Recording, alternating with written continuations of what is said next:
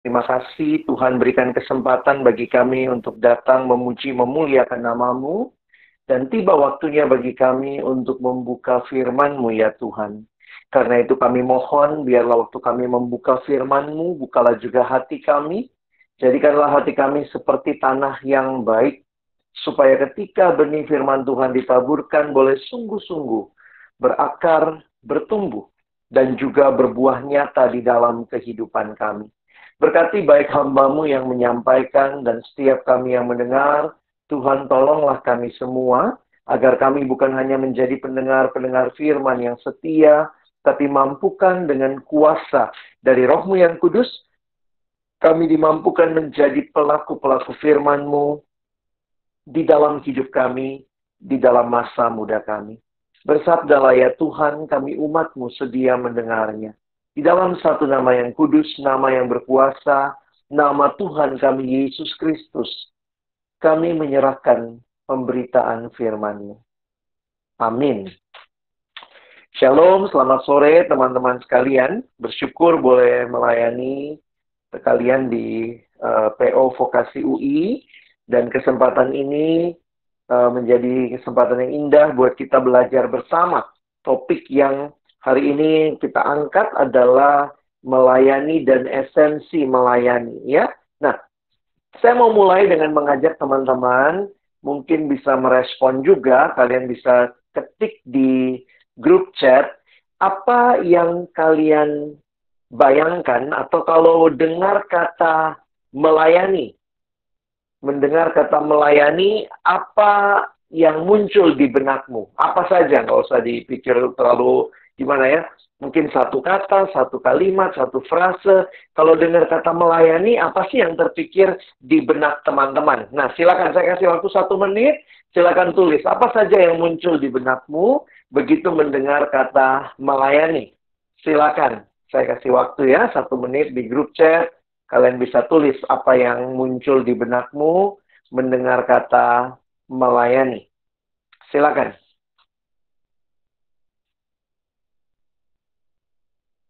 Kalau dengar kata melayani, langsung terbayangnya apa?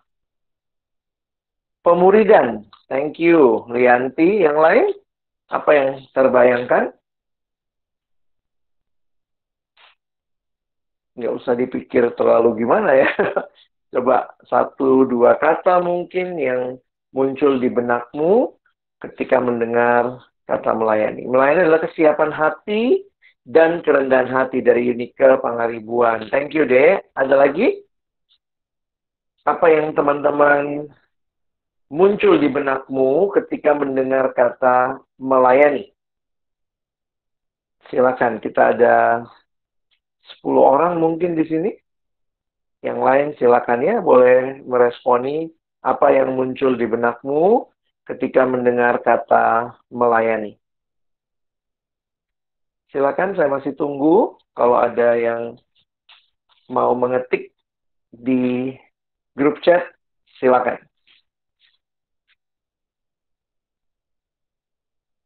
Melayani, apa yang muncul di benak teman-teman?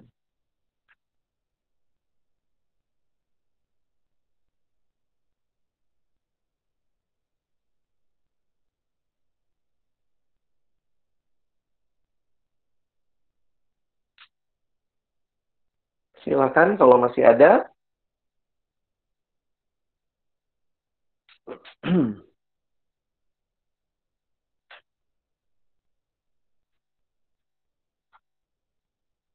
Apa yang muncul di benakmu kalau dengar kata melayani?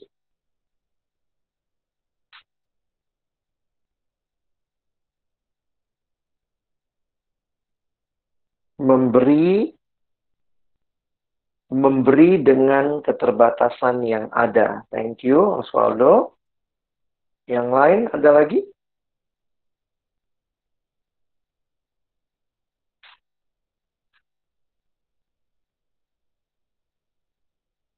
Saya tunggu 1-2 orang lagi. Kalau masih ada yang ingin kasih tanggapan, silakan ya di kolom chat.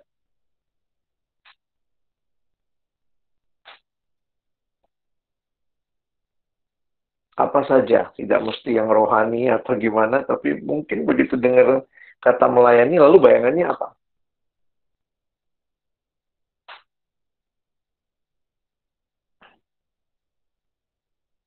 Dari Yoyakim, memberi diri dengan sungguh karena sadar semua yang kita miliki berasal dari Tuhan. Oke, baik teman-teman, ini hal-hal yang mungkin sudah kalian biasa dengar, atau mungkin kalian juga orang yang sudah terlibat di dalam pelayanan, jadi kalian bisa menjawab dengan baik sekali. Nah, saya waktu pertama kali sebenarnya mendengar kata melayani, itu langsung bayangannya adalah mau ngapain nih, gitu ya. Sorry, mungkin kesannya nggak rohani, tapi ini yang muncul di benak saya, melayani, apa sih yang harus saya lakukan? Apa sih yang akan saya kerjakan? Nah, saya ingin mengajak kita belajar pada sore hari ini melihat perspektif pelayanan di dalam konteks firman Tuhan. Nah, karena itu mari bersama kita akan melihat satu bagian firman dalam 1 Tesalonika pasal yang pertama, ayat yang ke-9 sampai dengan ayatnya yang ke-10. 1 Tesalonika pasal yang pertama, ayat yang ke-9 dan ayat yang ke-10. Abang sengaja sudah tuliskan ayatnya, jadi kalian bisa lihat di screen, kalian bisa coba membacanya bersama-sama. Dimanapun kalian saat ini berada, kalau tidak masalah, tolong baca dengan bersuara ya. Mari kita baca bersama-sama 1 Tesalonika 1, ayat 9 sampai 10. Sebab mereka sendiri bercerita tentang kami, bagaimana kami kamu sambut dan bagaimana kamu berbalik dari berhala-berhala kepada Allah untuk melayani Allah yang hidup dan yang benar, dan untuk menantikan kedatangan anaknya dari sorga yang telah dibangkitkannya dari antara orang mati, yaitu Yesus yang menyelamatkan kita dari murka yang akan datang. Nah, teman-teman yang dikasihi Tuhan, ketika pertama kali menggumulkan tentang pelayanan, salah satu ayat yang sangat berbekas bagi saya adalah ayat ini. 1 Tesalonika 1 ayat 9 sampai ayat yang ke-10. Karena kalau kalian perhatikan ada istilah yang kita sedang akan bahas hari ini, yaitu istilah melayani. Nah, teman-teman, ketika membaca dan merenungkan bagian ini, saya coba jelaskan sebentar, apa sih yang menjadi konsep tentang keberadaan manusia, tentang diri kita, kalau kita melihat kembali kepada apa yang Alkitab sampaikan. Saya tahu kalian sudah belajar tentang creation, fall, redemption, consummation. Itu bukan hanya konsep, tapi mari coba pakai untuk melihat apa yang terjadi pada diri kita. Nah, abang mulai dengan penciptaan. Nah, ketika kita bicara penciptaan, ketika kita melihat perjanjian lama, konsep yang sangat kuat adalah konsep ciptaan, penciptaan. Nah, waktu bicara penciptaan, maka kita bicara ada yang mencipta atau pencipta, dan ada yang dicipta, yang disebut dengan ciptaan. Nah, kenapa ini menarik untuk kita perhatikan? Karena sebenarnya ketika Alkitab berbicara Allah lah yang menciptakan manusia, maka sebenarnya begini. Kalau misalnya saya adalah pencipta sebuah benda, misalnya saya menciptakan sebuah komputer, maka sebenarnya begitu komputer itu pertama kali dicipta, itu miliknya siapa? Nah, itu berarti komputer itu, karena saya yang cipta, maka pertama kali dicipta adalah milik penciptanya. Jadi sebenarnya, kalau kita melihat konsep Alkitab tentang creation, tentang Allah mencipta manusia, maka di dalam konsep penciptaan, di dalamnya ada konsep kepemilikan. Yang mencipta dialah penguasanya. Yang mencipta dialah pemiliknya. Dialah tuan atas hal itu. Nah, dengan demikian, secara sederhana kalau kita memahami bahwa manusia, Adam dan Hawa adalah ciptaan Allah, berarti manusia adalah milik Allah. Manusia adalah hamba Allah. Kenapa ini penting? Teman-teman perhatikan sebentar. Karena kalau kita adalah hambanya Allah secara natur penciptaan, maka sebenarnya engkau dan saya harusnya melayani Allah. Jadi, kembali lagi, melihat tentang melayani Allah, ini bukan sekadar bicara apa yang menjadi job description, apa yang menjadi tugas. Kita tidak sekadar bicara doing.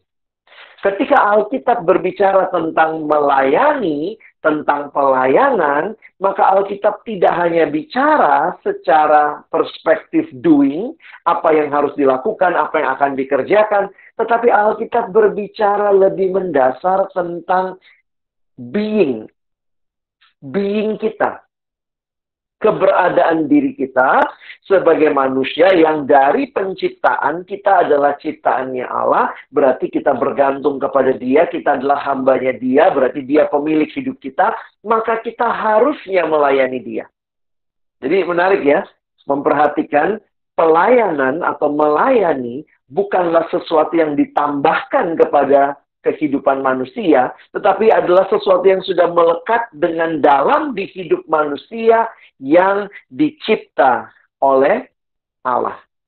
Makanya, pelayanan, melayani bukan sekadar bicara doing, tetapi itu adalah being. Secara sederhana bisa kita katakan begini, berarti semua ciptaan yang diciptakan oleh Allah harusnya melayani Allah. Itu melekat kepada being kita. Nah, lalu kemudian manusia jatuh dalam dosa. Kita tahu ketika Allah menciptakan dengan begitu indah, begitu sempurna, tetapi kemudian manusia berontak kepada Allah, manusia jatuh ke dalam dosa, maka perhatikan ketika itu manusia terpisah dengan Allah. Nah, yang menarik adalah konsep perjanjian baru. Kalau konsep perjanjian lama kuat dengan pencipta, kuat dengan ciptaan, maka di dalam konsep perjanjian baru ada konsep penebusan. Tentu konsep penebusan ini juga berurat akar di dalam perjanjian lama. Waktu bicara penebusan, bicara ada yang menebus, namanya penebus, dan ada yang ditebus, atau saya pakai istilah di sini umat tebusan. Nah, yang menarik adalah apa? Teman-teman perhatikan ya. Ketika Tuhan di dalam Yesus Kristus datang ke dalam dunia menyelesaikan masalah dosa kita, maka perhatikan apa yang Dia lakukan, yang Dia kerjakan, Tuhan menebus kita. Nah, penebusan atau tebusan ini adalah istilah pasar. Kalau kalian belajar ekonomi ya, kita ngerti lah tebus-menebus ya dalam pemahaman bahwa misalnya, ada sebuah benda yang tadinya milik kita, lalu dia terjual atau tergadai. Apa artinya ditebus? Ditebus berarti saya membayarkan sejumlah uang, atau saya tukar sama barang, tetapi poin utamanya adalah benda yang terjual, tergadai itu ketika saya tebus, supaya benda itu kembali jadi milik saya. Teman-teman lihat kesamaannya?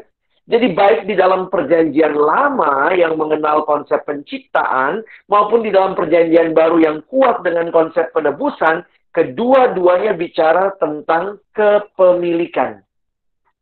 Kalau dicipta itu adalah miliknya Allah, maka yang ketika milik Allah itu terjual di bawah dosa, lalu dibeli, ditebus, harganya lunas dibayar, maka yang ditebus itu adalah kembali jadi milik yang menebus. Jadi memang menarik sekali untuk memperhatikan, waktu engkau dan saya ditebus oleh Tuhan, maka sekarang kita adalah milik Tuhan. Kita ditebus oleh darah Kristus yang mahal, maka kita semua yang ditebus, yang disebut umat tebusan, harusnya hidup kita adalah melayani penebus kita. Kenapa? Udah jelas ya, karena hidup kita yang sudah ditebus oleh Yesus adalah miliknya. Kalau itu miliknya, maka harus melayani Dia. Jadi teman-teman, sekali lagi saya mau menggarisbawahi. Bicara tentang pelayanan, sebenarnya ini bukan bicara sekadar mau jadi apa, mau melakukan apa, tetapi ini bicara tentang being dari setiap kita yang telah ditebus oleh Yesus Kristus. Makanya sekali lagi sekarang baca ayatnya ya. Saya harap kalian bisa memahami ayat yang tadi kita baca, karena di sini sudah sangat jelas terlihat apa artinya melayani. Sebab, kata Paulus, mereka sendiri bercerita tentang kami, bagaimana kamu sambut. Jadi jemaat Tesalonika, waktu mereka dilayani Paulus pertama kali, mereka menyambut Paulus, makanya Paulus bersaksi di sini ya. Sebab mereka sendiri bercerita tentang kami, bagaimana kamu sambut, dan bagaimana kamu berbalik dari berhala-berhala kepada Allah, untuk melayani Allah yang hidup dan yang benar. Jadi siapakah orang-orang yang melayani Allah? Orang-orang yang dulunya hidup bagi berhala, hidup dalam dosa, ketika dia ditebus, dia diselamatkan, sekarang dia tidak lagi hidup bagi dosa, tidak hidup di dalam dosa, dia hidup sekarang bagi Allah. Untuk melayani Allah. Makanya teman-teman perhatikan, kata yang saya garis bawahi. Ini menunjukkan apa yang terjadi di dalam kehidupan melayani Allah. Tadinya dia menyembah berhala, dia hidup dalam dosa, dikatakan berbalik dari berhala. Sekarang berbaliknya dari berhala kemana? Kepada Allah. Untuk apa? Untuk melayani Allah yang hidup dan yang benar. Dan untuk menantikan kedatangan anaknya dan seterusnya. Ini bicara pengharapan kita yang terakhir. Nah, jadi teman-teman kalau ditanya pelayanan itu apa? Pelayanan itu bukan bicara pekerjaan, kegiatan, jadi pengurus. Sebenarnya bicara melayani itu adalah semua orang yang sudah ditebus, kita adalah pelayan-pelayan Allah. Bisa dipahami ya? Jadi sebenarnya setiap kita yang sudah ditebus adalah pelayan Allah. Makanya saya pernah bilang begini sebenarnya teman-teman ya. Mungkin ada yang kaget juga waktu itu. Saya bilang, nggak usah gumulkan pelayanan. Ngapain gumulin pelayanan? Toh semua kita pelayan kok. Loh, dari mana? Dari ayat ini. Semua kita adalah orang-orang yang dipanggil melayani Allah. Jadi sebenarnya kita nggak bisa bilang, oh, saya mau melayani apa nggak melayani ya? Nggak bisa. Secara being, semua kita adalah pelayan. Jadi kita jadi pelayan bukan karena kita terima jabatan tertentu di kampus, jadi pengurus di PO Vokasi. Bukan. Engkau adalah pelayan. Kamu ditebus oleh Kristus? Iya. Siapa yang kamu layani? Kristus. Allah. Berarti kamu adalah pelayan. Jadi sebenarnya, nah perhatikan kalimat saya. Kamu yang di kampus jadi pengurus, kamu mungkin jadi mantan pengurus kalau sudah selesai periodemu, tetapi selama kamu hidup, maka kamu belum pernah jadi mantan pelayan. Yang melekat kepada kita adalah status pelayan. Pelayan yang bagaimana? Yang sudah ditebus oleh Kristus. Jadi, sebenarnya setiap kita yang sudah ditebus harus berpikir dengan serius. Bagaimana saya melayani. Kenapa? Karena itu melekat dengan jati diri kita. That is our being. Servant of God is not linked to structure. Oh, jadi ketua, jadi bendahara, jadi seksi acara. Bukan kalau kamu alami itu, kamu disebut pelayan Tuhan. Tetapi semua orang yang hidupnya telah diselamatkan oleh Kristus, sekarang sudah berbalik dari berhala, kepada Allah untuk melayani Allah yang hidup dan yang benar. Jadi, nggak usah gumulkan pelayanan, teman-teman. Karena kalau kamu mau gumulkan pelayanan untuk bertanya gini, saya melayani Allah apa enggak ya? Nggak ada ayat di Alkitab, ya, janganlah melayaniku. Nggak ada ayat seperti itu. Yang kita gumulkan bukanlah pelayanan atau tidak, itu natur kita. Ada nggak yang tadi pagi bergumul, hari ini napas nggak ya, napas nggak ya? Saya pikir sih kalau kamu manusia yang waras, nggak ada yang gumulkan masalah nafas atau tidak. Itu sudah melekat dengan natur kita. Kita pasti bernapas. Ya mungkin pertanyaannya kamu mau napasnya pakai masker, atau kamu mau tahan-tahan, kamu mau napasnya dengan cara seperti apa. Nah itu yang menjadi pergumulan, kira-kira begitu. Jadi sekali lagi, bagi saya waktu menghayati prinsip Alkitab ini, kita tidak perlu menggumulkan pelayanan dengan pengertian apakah saya harus melayani atau tidak. Karena jawabannya engkau dan saya selama hidup adalah pelayan Tuhan. Yang engkau dan saya harus gumulkan adalah, nah ini jelas ya, pelayanan di mana, jadi apa, lalu kemudian berapa periode. Nanti kalau saya ambil pelayanan ini, dalam arti apakah tugas-tugas kuliah saya bagaimana. Nah, itu yang digumulkan. Jadi banyak kali orang Kristen ini suka pakai istilah menggumulkan pelayanan, tapi saya kadang nanya, apa yang kamu gumulkan? Iya bang, saya lagi cari ayat. Apa Tuhan meneguhkan saya untuk melayani atau tidak? Kamu mau cari ayat, janganlah melayaniku. Nggak ada ayat itu. Makanya, di dalam pertimbangan bergumul, di dalam Alkitab juga dikatakan rancangan terlaksana kalau banyak pertimbangan. Maka cari yang digumulkan adalah, saya melayani di mana nih? Di gereja kah? Di kampus kah? Kalau saya jadi pengurus di kampus, bagaimana mungkin kalau pada saat yang sama kamu juga punya tanggung jawab yang lain? Jadi akhirnya pelayanan yang kita gumulkan itu adalah lebih bersifat praktisnya waktu saya mengerjakannya, kira-kira bagaimana? Supaya kita nggak mundur di tengah jalan. Kita berpikir dengan jernih, menimbang-nimbang. Makanya Tuhan juga bilang kan, mana ada orang yang maju berperang tidak mempersiapkan dulu. Makanya di dalam Lukas 14 dikatakan dia harus menghitung cost-nya. Menghitung apa yang harus dibayar. Kenapa? Karena itu adalah konsekuensi dari menerima pelayanan dalam bentuk struktur kepengurusan. Nah, jadi saya harap kita memahami ini. Sama lah kalau kalian kontak saya, Bang Alex boleh nggak? Bisa nggak ngisi pembinaan di kampus kita? Di kampus kami misalnya. Maka yang saya lakukan apa? Saya nggak akan bilang, iya dek, saya minta waktu ya. Saya minta waktu bergumul kira-kira 2 bulan. Iya ya, jawabannya iya apa tidak. Saya nggak usah menggumulkan tawaran pelayanan. Saya sudah menyerahkan diri jadi hamba Tuhan, melayani kampus-kampus, maka saya nggak menggumulkan itu. Yang saya gumulkan apa? Saya tanya, kapan acaranya? Oh, tanggal segini bang. Apa yang saya lakukan? Tinggal buka agenda. Bentrok nggak? Jadi jangan membuat, ya kadang-kadang kita membuat pelayanan itu jadi rumit gitu ya. Pelayanan jadi rumit, dibuat jadi sok rohani, kayaknya minta sesuatu yang Tuhan kasih tanda saya melayanimu apa tidak. Jangan wasting time menggumulkan hal yang sudah jelas. Ayatnya sudah jelas bilang kamu dan saya selama hidup, kalau kita sudah ditebus, kita pelayan Tuhan. Makanya buat mereka yang sudah selesai melayani pengurus, sekali lagi tadi abang bilang, kamu mungkin mantan pengurus. Tetapi selama kamu hidup, kamu belum pernah jadi mantan pelayan. Karena itu kalau sudah selesai satu kepengurusan, pertanyaannya apa? Tuhan, di mana lagi saya akan melayani? Karena kan saya pelayan. Saya bertanya lagi nih, Tuhan, saya sudah selesai kepengurusan nih. Saya udah mantan pengurus, tapi kan saya belum mantan pelayan, Tuhan. Tuhan tunjukkan lagi, di mana saya melayani? Mungkin di gereja kah? Mungkin kalau nanti kalian kerja di tengah kantormu, di tengah pelayananmu. Itu adalah sesuatu yang konstan kita gumulkan sebagai orang-orang yang dipanggil melayani Tuhan. Ya, jadi saya harap kita jelas di sini ya.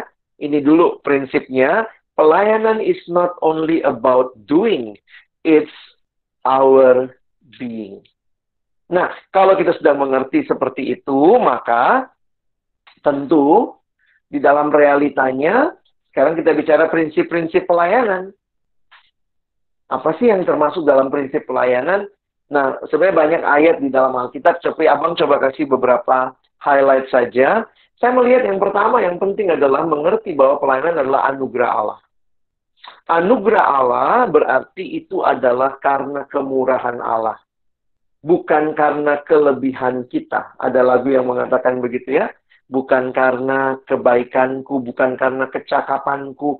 Aku dipilih, aku dipanggilnya. Sebagaimana keselamatan adalah anugerah Allah, maka semua yang diselamatkan, kita adalah pelayan Tuhan. Makanya pelayanan pun adalah anugerah dari Allah. Nah, pelayanan harus dibangun, dan pelayanan yang baik adalah buah relasi dengan Tuhan. Teman-teman, saya harap kita bisa memahami dengan baik bahwa relasi dengan Tuhan itu kunci dari kehidupan pelayanan. Poinnya bisa begini ya. Misalnya kalian memperhatikan bahwa ketika seorang menikmati relasi, maka buah dari relasi itu adalah saya rindu melayani. Kalau engkau mengenal Tuhan, bertumbuh di dalam Tuhan, maka pasti engkau akan terdorong untuk melayani Tuhan. Dan Tuhan sendiri mengatakan, bagaimana engkau mengasihiku, bagaimana engkau melayaniku. 1 Yohanes pasal 4 mengatakan, kalau engkau mengasihiku, layanilah saudara-saudaramu. Kasihilah sesamamu manusia. Nah, bentuknya adalah melayani mereka. Jadi makanya kalau kalian perhatikan, ketika Tuhan Yesus tanya sama Petrus, apakah engkau mengasihiku? Petrus jawab, iya Tuhan, aku mengasihimu. Tapi perhatikan jawaban Yesus. Gembalakanlah domba-dombaku. Kamu bilang, Petrus, kamu mengasihiku, kamu bilang punya relasi sama aku, Petrus. Kalau kamu mengasihiku, Petrus, gembalakan domba-dombaku. Nah, di sini bagi saya jadi menarik nih. Jangan ngomong kamu cinta Tuhan kalau kamu nggak mau melayani Tuhan. Karena buktinya kamu mencintai Tuhan adalah kamu melayani Dia. Itu adalah buah. Pelayanan itu buah dari relasimu dengan Tuhan. Makin kamu menikmati relasi dengan Tuhan, maka makin kamu terdorong melayani. Karena itu kita seringkali mengingatkan ya, sebagai pelayan Tuhan, ayo jaga hubungan pribadimu dengan Tuhan. Karena realitanya makin kamu mengasihi Tuhan, mencintai Tuhan, kamu makin mau melayani Dia. Kalau kamu makin mencintai Tuhan, maka kamu pun akan mencintai yang Tuhan kasihi. Kalau Tuhan mencintai jemaat, maka waktu engkau mengatakan, Tuhan, aku mengasihimu, maka Tuhan bilang, ayo, gembalakan jemaatku. Saya pikir ini penting untuk kita ingat ya. Sebenarnya kalau teman-teman hayati, di kampus, Tuhan panggil sekelompok orang, ya nggak semua, untuk jadi pengurus. Untuk apa? Untuk menggembalakan kawanan domba milik Allah yang ada di vokasi UI. Saya harus menyadari bahwa kita punya struktur pelayanan, kita butuh pengurus. Teman-teman, saya kan nggak tiba-tiba datang ke kalian, oh, abang dari mana? Oh, saya diutus Tuhan Yesus tadi malam, Tuhan Yesus datang dalam mimpi kepada saya diminta untuk pimpin pembinaan. Ada pembinaan, ada persekutuan jemaat, ada persekutuan doa, itu semua kan membutuhkan orang-orang yang mengatur, yang mengarrange, butuh mengontak pembicara, bikin surat dengan jelas, kasih ke pembicara, buat undangan. Itu butuh orang-orang yang melayani. Karena itu Tuhan panggil teman-teman dan saya, ayo terlibat dalam pelayanan. Untuk apa? Untuk mengasihi jemaat-jemaat yang ada di kampus kita. Jadi ketika engkau dan saya mengasihi Tuhan, kita pun rindu mengasihi yang Tuhan kasihi. Tuhan mengasihi jemaat-jemaat di kampus kita. Karena itu harus ada yang ngurusi mereka. Nah, Tuhan tidak langsung mengurusi mereka dari langit. Tuhan panggil sekelompok orang yang menangkap cintanya buat generasi ini. Yang menangkap cintanya buat mahasiswa di kampusmu. Yang rindu berkata, Tuhan, aku mengasihimu. Dan itu aku mau wujudkan dengan melayani mahasiswa-mahasiswa di kampusku yang kau kasihi. Teman-teman, saya pikir Tuhan tidak lagi ngemis pelayanan dari kamu dan saya. Tuhan nggak lagi bujuk-bujuk. Tuhan nggak kayak tim regenerasi ya. Kadang-kadang suka bujuk-bujuk ya. Ayolah, ayolah. Tuhan cuma ingin memberikan, do you love me? If you love me, then love whom I love. Jadi saya sangat berharap kalau kalian menjawab iya untuk kepengurusan ini karena kamu mengerti dengan jelas. Terima kasih Tuhan, kau titip cintamu bagiku untuk mengasihi domba-domba yang ada di kampusku. Jadi pelayanan adalah buah relasi dengan Tuhan. Pelihara terus ya. Nah, pelayanan harus dimotivasi oleh kasih. Jadi bukan kasih itu sebenarnya ini unik ya. Bahasa Indonesia katanya adalah bahasa yang paling gampang menjelaskan kasih. Apa itu kasih? Kasih, ya kasih. Ya kasih gitu ya. Love is giving. Kasih, ya kasih. Love is not taking. Love is not taking. If love is taking, that is not love. That is rampoking. Ya. Makanya kalau kalian mengerti kasih, kasih itu memberi. Kasih itu keluar untuk diri yang lain. Bukan untuk diri sendiri. Kalau ngambil untuk diri itu egois sekali. Nah, kalian perhatikan. Pelayanan itu harus dimotivasi oleh kasih. Ada kasih yang dalam yang mau untuk memberi bagi sesama. Jadi, saya pikir Tuhan Yesus memberikan teladan buat kita ya, termasuk yang terakhir ini juga. Ada harga yang harus dibayar. Saya nggak mau bohong-bohongin kalian nanti kalau jadi pengurus akan indah, lancar. No. Mau jadi pengurus, ada harga yang dibayar. Tuhan Yesus nggak nipu-nipu gitu ya. Kalau dia bilang, ayo ikut aku, nanti kamu pokoknya santai, nyaman. Dia bilang apa? Mau ikut aku? Sangkal diri, pikul salib, ikut aku. Kenapa? Karena engkau dan saya sudah ditebus. Kita sudah dibayar dengan harga yang lunas. Karena itu Tuhan panggil kita juga, mari bayar harga. Ada lagu yang mengatakan rela membayar harga demi hidup sesama. Kita rela bayar harga supaya ada orang-orang lain yang di sekitar kita bisa kenal Tuhan. Saya bersyukur Tuhan izinkan melayani di kampus kita di UI. Saya dulu jadi ketua persekutuan di kampus. Sebelumnya saya jadi pengurus dan juga seorang pemimpin kelompok kecil. Wah, ada harga yang harus saya bayar? Ada. Saya harus membayar harga untuk belajar dengan lebih lebih sungguh-sungguh. Kenapa? Karena jujur aja, karena saya jadi pengurus, saya banyak waktu juga habis ngurusin pelayanan. Tapi di saat-saat seperti itu Tuhan ingatkan, Alex, kamu sekarang banyak pelayanan, maka pakai waktu lebih banyak lagi, saya mesti bayar harga, kadang tidur lebih malam. Untuk apa? Untuk belajar. Jadi bukan berarti kalau saya jadi pengurus maka semua lancar jaya, kalau ujian tutup mata, nanti Tuhan isikan kertasnya. Saya pikir gini ya, teman-teman saya jam segini pulang kampus, udah pulang ke rumah bisa persiapan buat ujian besok. Beberapa kali saya pulang kampus, ada rapat pengurus dulu, ada persiapan PA, lalu kemudian saya pulang lebih malam. Tapi saya mesti belajar juga, karena besok mau ujian misalnya, saya harus belajar. Saya mungkin tidur lebih malam dari teman-teman saya.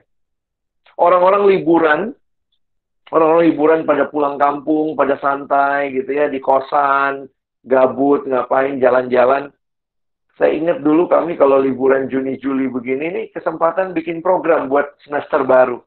Rajin ke kampus. Jadi kadang-kadang saya mikir gitu ya, iya ya, memang untuk melayani Tuhan dan sesama, ada harga yang harus dibayar. Masing-masing bisa beda.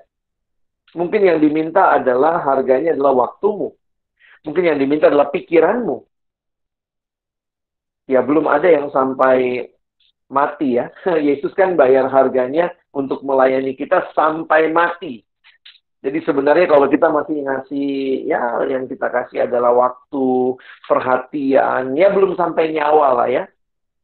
Nah, saya pikir, mari bingkai pelayananmu dengan baik, dengan tepat, menyadari ini adalah anugerah Allah, makanya jangan sombong. Jangan merasa, oh aku dipilih Allah karena aku pinter, aku jago. Ini anugerah. Maka ingatlah, jaga hati yang tulus, hati yang terus merendahkan diri di hadapan Tuhan. Yang kedua, perhatikan ini adalah buah relasi dengan Tuhan. Jangan sampai kalian melayani Tuhan, tapi tidak kenal siapa Tuhan yang kalian layani. Banyak orang di gereja senang dengan statusnya. Wih, dia jadi majelis, tapi nggak pernah baca Alkitab. Tapi tampil di depan, dia bisa bikin pidato dengan baik. Hati-hati. Kita bukan jadi calo. Kita harus punya relasi dengan Tuhan yang kita layani. Dan pelayanan yang tulus sebenarnya buah dari relasi kita dengan Tuhan. Lalu ingat, yang memotivasi adalah kasih, memberi kepada sesama. Kita tidak sedang ngambil sesuatu. Teman-teman memang kalau melayani begitu ya, memberi gitu ya.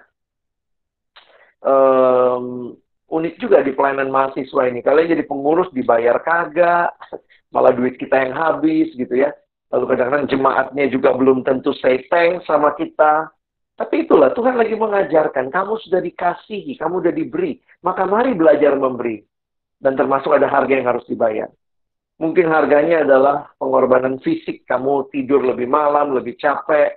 Mungkin itu adalah masalah uang juga, ya kalian masih mahasiswa tapi mungkin harus menyisihkan uangmu untuk melayani sesama, mungkin kamu harus punya transport untuk ke kampus dan segala macam karena ada rapat pengurus, atau mungkin kalau sekarang yang kita korbankan adalah pulsa, kuota gitu ya, ada harga yang harus dibayar.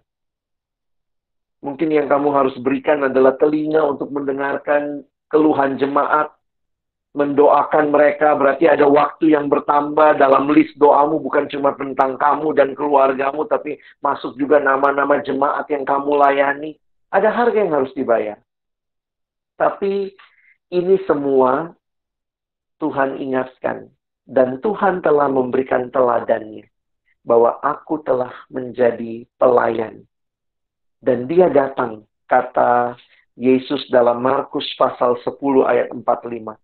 Aku datang bukan untuk dilayani, tapi untuk melayani dan memberikan nyawaku menjadi tebusan bagi banyak orang. Nah, ini ada sedikit refleksi perenungan yang saya ambil dari buku yang ditulis oleh teman saya, Profesor Senjaya.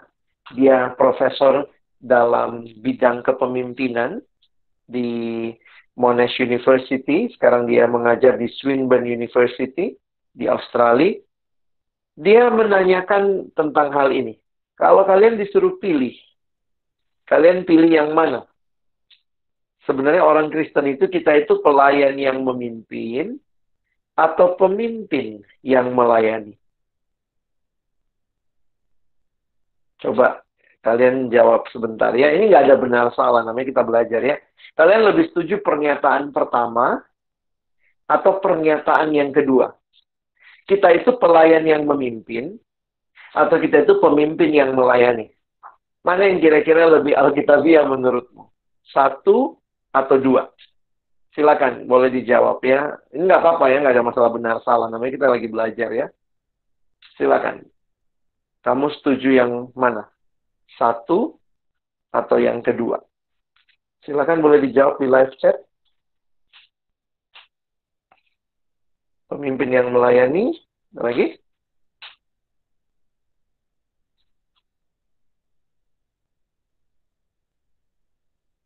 Pemimpin yang melayani juga. Pemimpin yang melayani. Oke, pemimpin yang melayani. Rata-rata pemimpin yang melayani ya.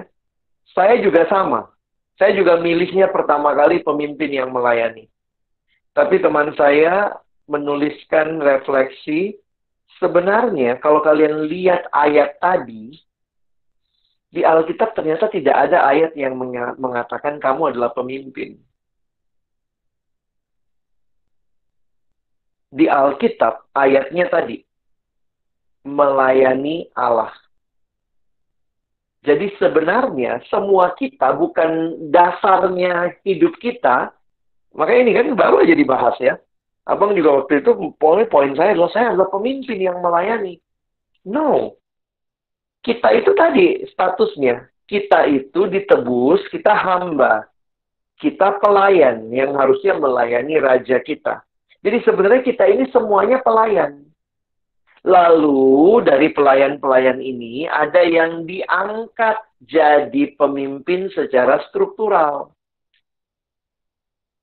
Nah, ini konsekuensinya apa? Karena teman saya melihat begini. Sebenarnya pemimpin yang satu-satunya pemimpin dan kemudian turun melayani itu cuma Yesus. Kita itu kan bukan pemimpin, kita tadi kan hamba. Kita hamba yang diangkat. Kalau Yesus, dia memang pemimpin yang turun ke bawah. Nah, kadang-kadang kalau kita nggak sadar atau tidak jeli, kita merasa bisa begini nih. Nah, saya kasih penjelasan dia ya. Pemimpin pelayan bukan pemimpin yang melayani. Namun sebenarnya adalah pelayan yang memimpin. Mengapa demikian? Dia menjelaskannya begini. Ia bukan seorang pemimpin, lalu merelakan diri untuk melayani orang lain. Jadi bisa jadi kita begitu ya, kita merasa, saya ini sebenarnya pimpinan nih, tapi saya turun, luar biasa kan saya ya, saya harusnya ada di atas, kok saya mau turun, wow luar biasa, saya ini pemimpin yang turun melayani, puji diri, saya rela turun. Kadang-kadang tanpa kita sadari, dengan jabatan atau sebutan pemimpin, kita akhirnya merasa berjasa melayani orang lain karena saya cukup tinggi tadinya, lalu saya turun ke bawah. Yang seperti itu cuma Yesus. Makanya dia melanjutkan. Kita itu bagaimana? Ia pertama-tama adalah seorang pelayan. Teman-teman, kita cuma pelayan, kita cuma hamba Allah yang terpanggil untuk memimpin. Tuhan kasih sama kita status, kamu jadi pemimpin ya. Tapi sebenarnya kita ini apa? Kita hamba. Teman-teman, jemaat vokasi UI itu hamba Allah. Mereka ditebus oleh Kristus, mereka pelayan Kristus. Kamu, saya, kalian calon pengurus, teman-teman yang sudah pengurus, kita semua cuma hamba. Tapi kemudian dari beberapa hamba ini ada yang diangkat menjadi pemimpin buat hamba yang lain. Jadi jangan sombong. Jangan merasa saya ini pemimpin, lalu saya turun. Makanya Alkitab mengatakan, Galatia pasal 5 ayat 13, saudara-saudara memang kamu telah dipanggil untuk merdeka, tapi jangan kamu pergunakan kemerdekaan itu sebagai kesempatan untuk kehidupan dalam dosa. Melainkan, layanilah seorang akan yang lain.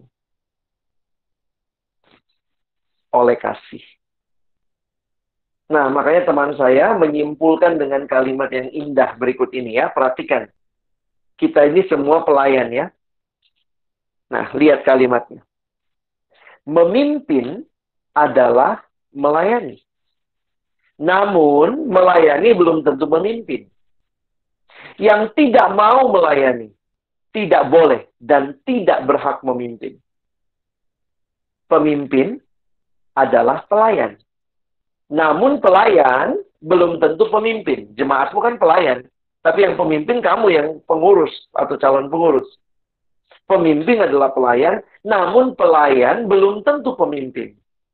Sehingga konsekuensinya apa?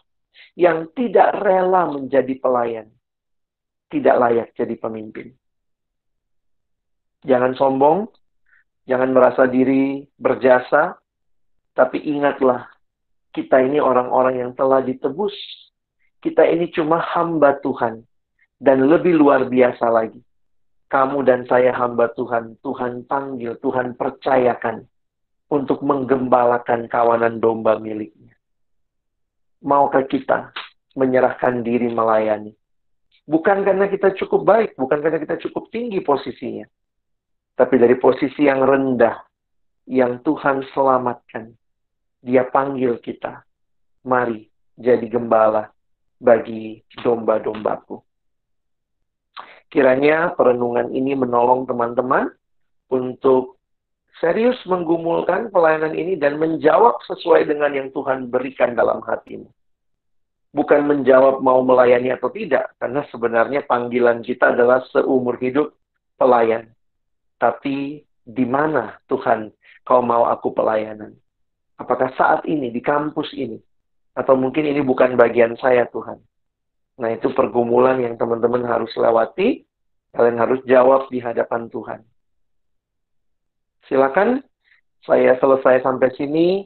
Kalau ada pertanyaan, mau klarifikasi, Abang kasih waktu untuk kita tanya jawab ya. Silakan. Kalau malu bisa tulis di slide dulu ya. Itu ada linknya, Oswald sudah kasih. Silakan teman-teman bisa bertanya. Mungkin kalau sudah ada yang masuk, Oswald bisa baca aja kalau ada yang udah masuk ya. Pertanyaannya. Oh, ada linknya ya. Bentar, saya coba. Bisa nggak muncul di sini.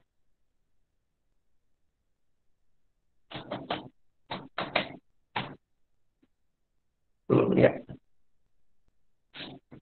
Silakan kalau ada. Kalau malu bertanya di live chat sini kan ketahuan namamu gitu ya. Kalau di slide itu kalian nggak usah pakai nama juga nggak apa-apa. Silakan kalau mungkin mau tanya live langsung buka aja mic-nya. Kita bisa.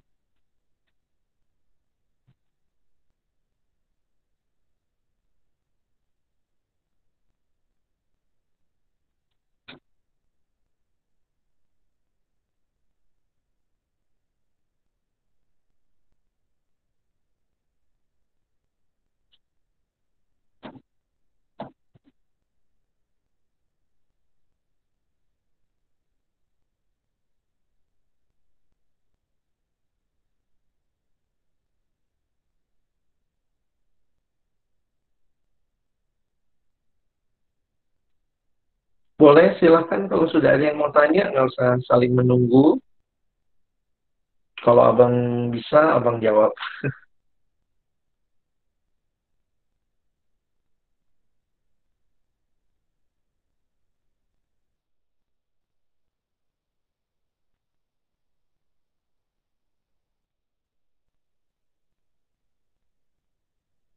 Oke, 3 menit ada kesempatan, silakan kalau ada yang mau tanya.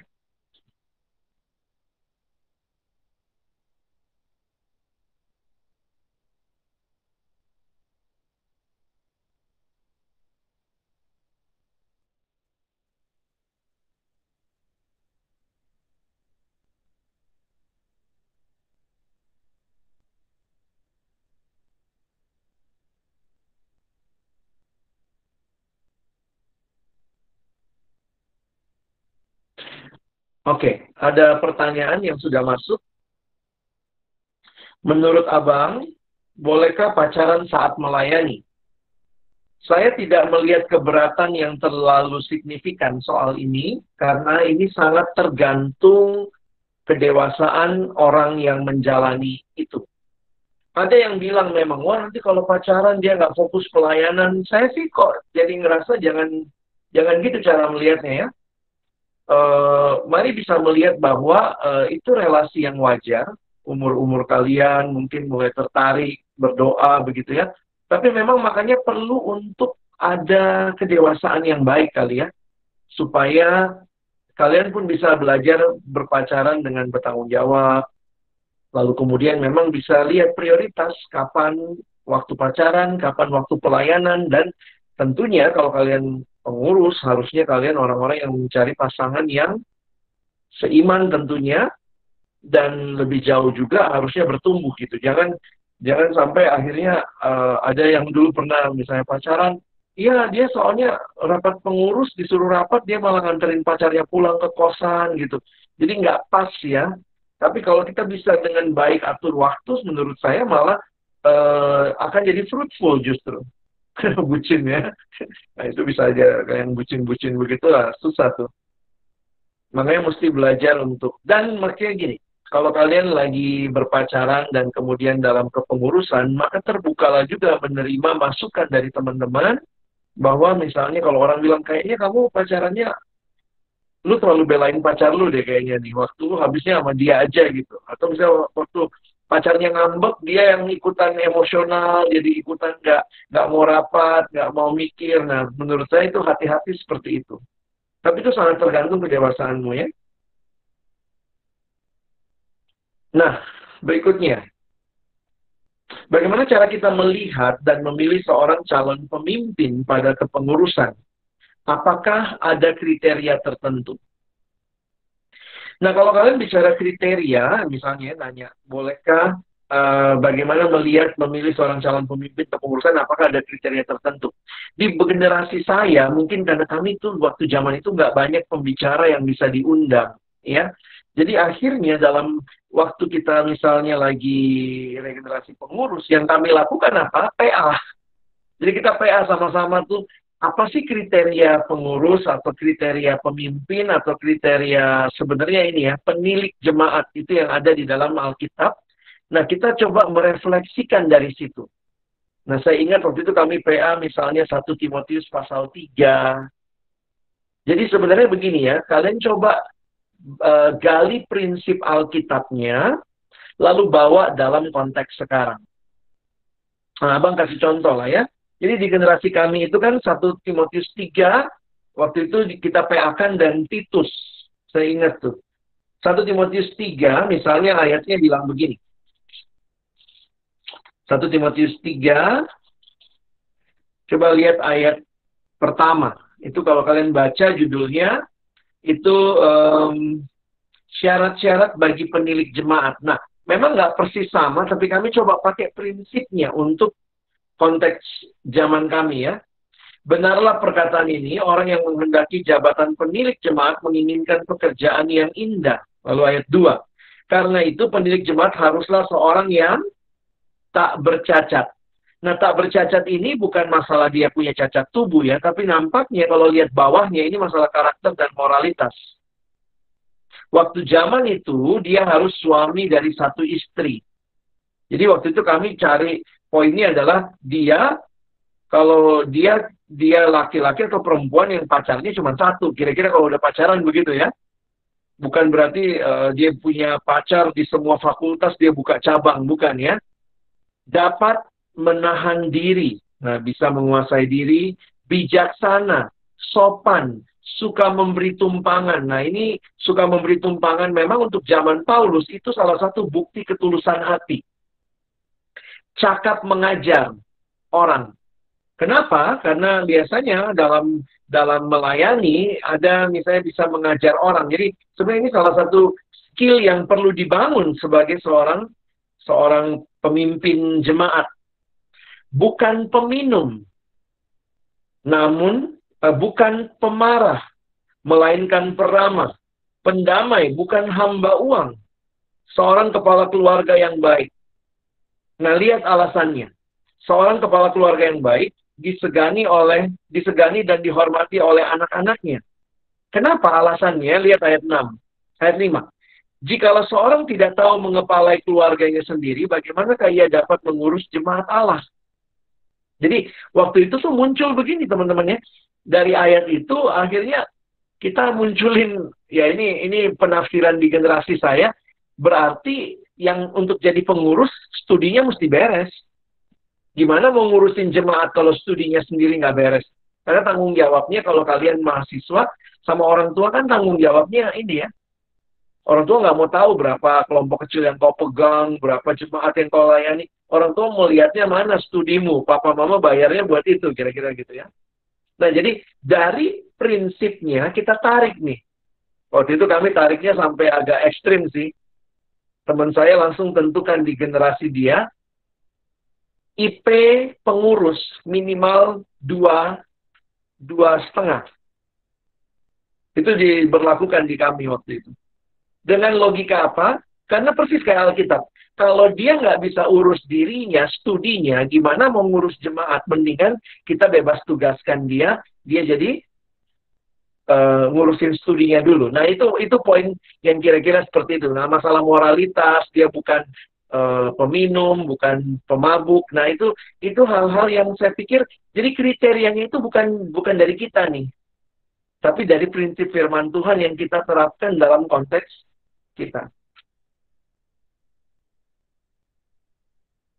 Ini jadi banyak pertanyaan. Gimana Oswald? Apa kita harus berhenti?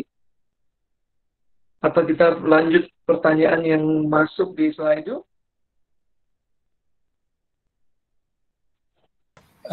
Karena waktunya masih bisa untuk ngejawab pertanyaan, boleh Bang? Oh boleh ya? Oke. Saya coba jawab dulu yang di slide masuk ya. Menurut Abang, kalau salah motivasi di sebuah pelayanan itu salah nggak sih Bang? Soalnya banyak orang melayani gara-gara ada cowok ganteng atau cewek cantik. Bang, saya harus katakan motivasi itu memang paling jadi hal yang ya itu menentukan satu sisi, tapi juga jujur kan, nggak ada yang bisa tahu motivasi orang yang paling dalam. Jujur aja banyak orang yang mengawali pelayanan dengan motivasi yang salah. Dan saya melihatnya begini, ini anugerah Tuhan ya. Di tengah-tengah motivasi yang salah itu, ketika dia melakukan pelayanan, dia terlibat, dia dapat pembinaan, maka saya juga melihat Tuhan berbelas kasihan, sembari kita menjalani pelayanan itu, Tuhan makin memurnikan motivasi kita. Jadi kadang, makanya kalau orang nanya sama Abang, jadi harus beres dulu motivasinya baru melayani. Saya malah takut nanti nggak pernah motivasi itu beres-beres banget, karena selalu aja ada tarik ulur ya. Tapi bukan berarti ya udah dia punya motivasi ngejar cewek cowok ya udah masuk sini lah. Teman-teman yang harus paling tahu. Makanya kenapa di kampus ini biar kalian tahu prinsip ya. Kenapa sebenarnya pengurus itu sedapat mungkin anak kelompok kecil. Karena ada kakak-kakak rohani yang harusnya tahu, yang bisa kenal dia, cukup dalam, termasuk juga bisa memahami motivasi anak ini. Jadi makanya kita tuh di pelayanan mahasiswa sistemnya rekomendasi. Jadi pemimpin kelompok kecil kita rekomendasi, ini anak gue lumayan bagus nih. Coba deh dia diajak ikut pembinaan pengurus. Kenapa? Karena sepengenalan gue sama dia 2 semester, dia tuh rindu banget melayani. Nah, sebenarnya itu yang harusnya terjadi. Jadi, poinnya yang saya takut adalah banyak orang nggak kenal orang lain, tapi sudah menghakimi motivasi orang. Hati-hati juga, jangan seperti itu. Ya, jadi saya harus menyatakan sembari melayani, menjalani pelayanan, doa terus minta Tuhan murnikan motivasi saya. Saya pun sampai hari ini masih berdoa. Kadang-kadang jujur aja, lagi melayani, toto motivasinya mulai miring nih. Supaya orang lihat nih, khotbah gua bagus kan, lalu lihat nih. Terus tiba-tiba Tuhan ingatin, Alex, kamu melayani dilihat orang atau dilihat aku gitu ya. Aku udah lihat kamu kok. Dan itu kemudian jadi, jujur aja, sembari jalan, izinkan Tuhan terus memurnikan motivasi kita. Makanya jangan putus relasi dengan Tuhan. Hati-hati kamu sibuk bagi Tuhan, kamu nggak punya saat teduh, kamu nggak punya waktu doa. Yang terjadi adalah kamu sibuk melayani Tuhan tanpa kenal Tuhan yang kamu layani. Ya, apakah melayani di beda gereja? Tidak boleh, Bang. Karena gereja saya tidak membolehkan saya pelayanan di gereja lain, tetapi di gereja lain tersebut memperbolehkan. Saya nggak terlalu tahu persis konteksnya, deh, tapi jujur aja saya harus katakan, sebaiknya kita tertanam di sebuah gereja lokal. Nah, memang semua gereja punya aturan. Nah, ini yang kadang-kadang membuat bisa, jadi ada gereja tertentu yang untuk bisa melayani di situ harus ikut kursus, ikut kelas. Sementara ada gereja lain mungkin karena kurang pelayan. Jadi kalau di situ lu mau datang besok langsung main musik diizinin gitu ya. Nah, ini yang saya kadang-kadang pikir, ya gereja harus bijaksana juga. Makanya di beberapa gereja ada standarnya, ada syaratnya. Tapi di gereja-gereja tertentu yang mungkin kekurangan pelayan, mau pakai standar, mau pakai apa, nggak ada yang ikut nanti. Nah, jadi saya berharap gereja sebenarnya bisa punya pemahaman yang dasar supaya nggak saling rebut-rebutan domba, dan jujur aja saya harus katakan lebih baik kamu tertanam di satu gereja lokal. Bagaimana cara kita membuat teman-teman satu pelayanan kita paham bahwa ada pembagian tugas pada pelayanan, namun tidak menekankan pada teknisnya. Teman-teman, di awal pelayanan sebaiknya kita punya kesepakatan, kita briefing, kita share gitu ya.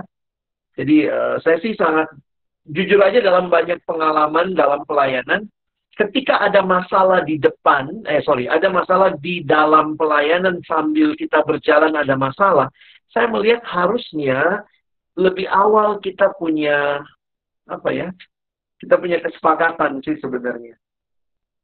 Nah, saya kasih contoh.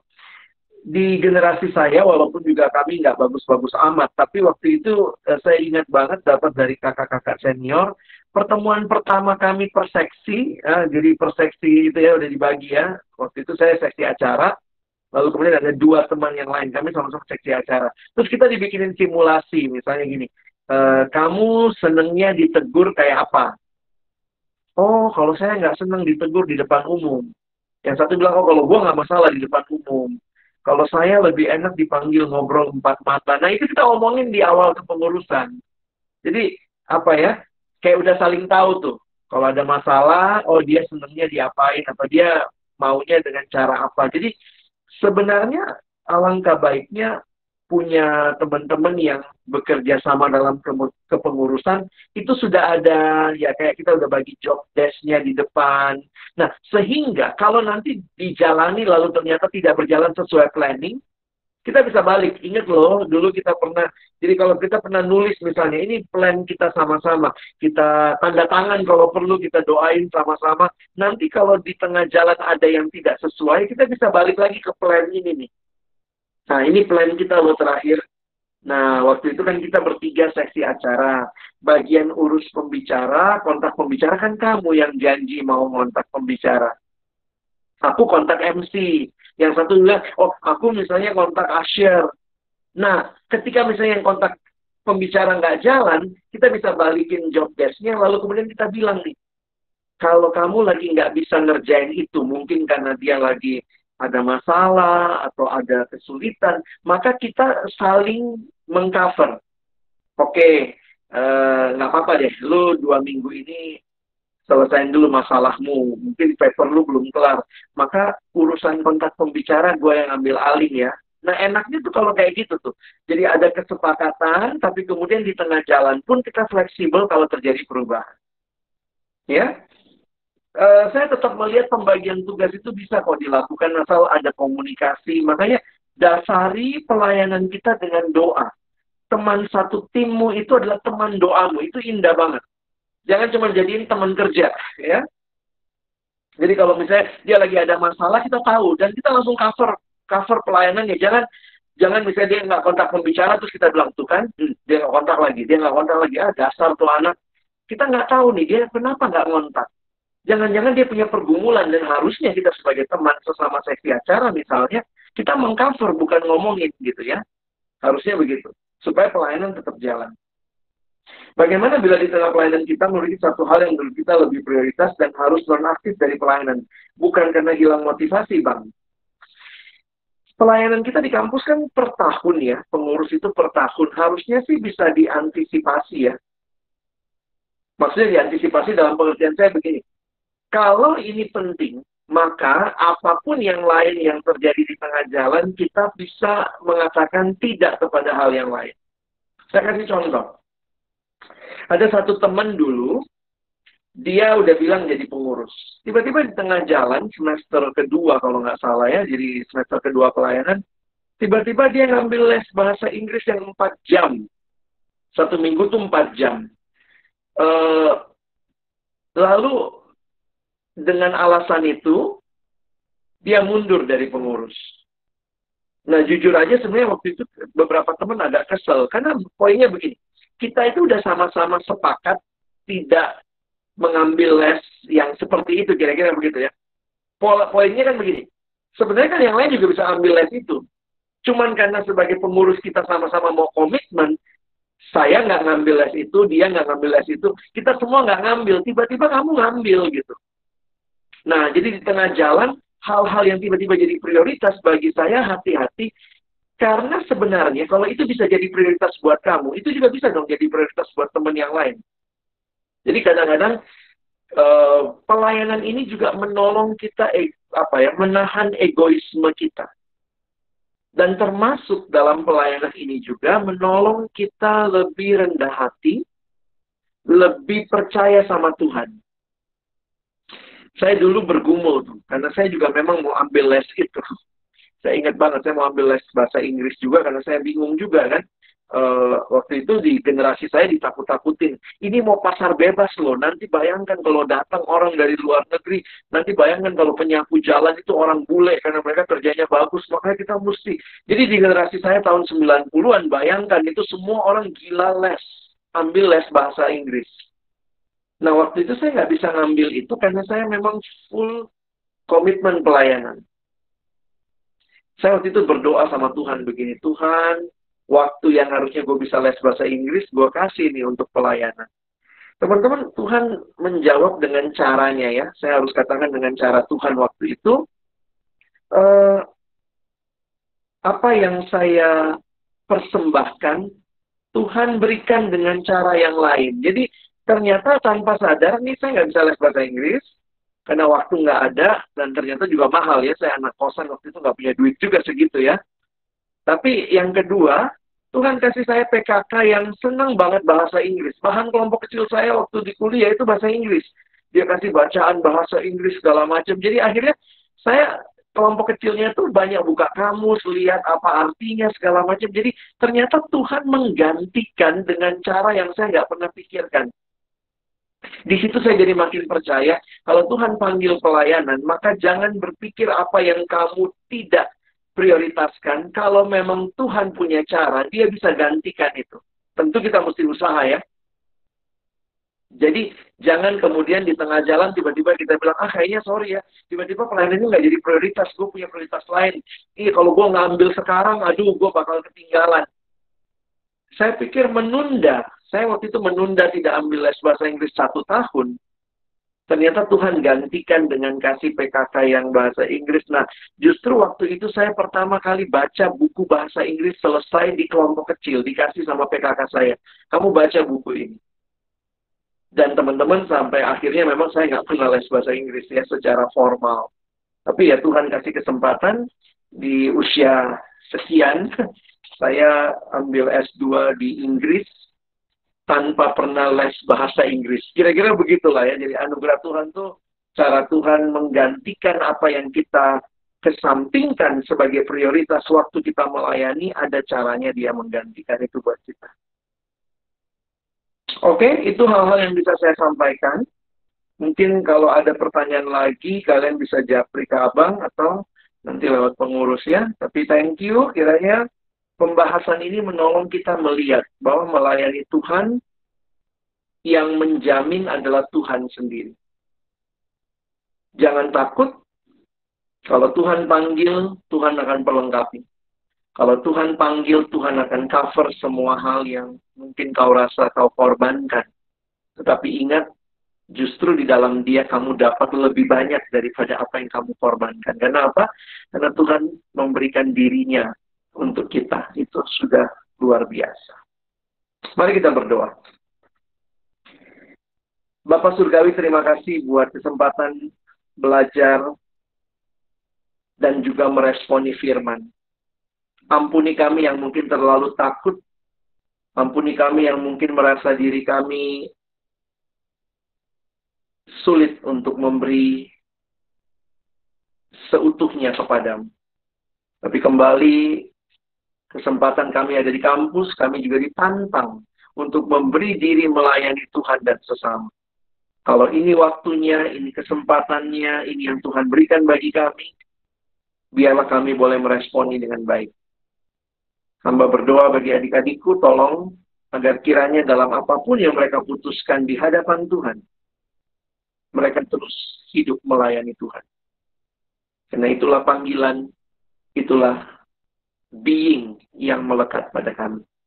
Bersyukur untuk pembinaan hari ini, untuk setiap materi yang disampaikan, tolong kami bukan cuma jadi pendengar firman. Mampukan kami jadi pelaku firman. Dalam nama Yesus kami berdoa. Amin.